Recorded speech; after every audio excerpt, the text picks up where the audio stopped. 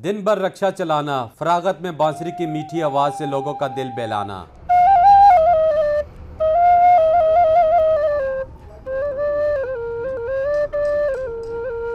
यह है हरिपुर के 55 साला आजमवीर, जो बांसुरी की धुनों में सुनने वालों को ख्यालों की वादी में ले जाते हैं, जहां पहुंचकर वो सारे गम भूल चुके हैं।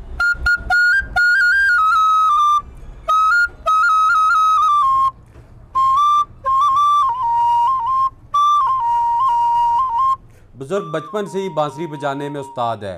अभी रक्षा चलाता हूँ तो हमारे कई दोस्त हैं, वो कभी कभी आते हैं, वो मुझे बोलते हैं मुझे बांसुरी सुनाओ, तो मैं कभी कभी सुनाता हूँ शाम के वक्त। जो बोलता है मैं किसी का दिल खफा नहीं करता हूँ। आजमवीर के फन से लुत्फ़अंदोज़ होने के लिए लोग भी शाम ढलने का इंतज़ार करते हैं।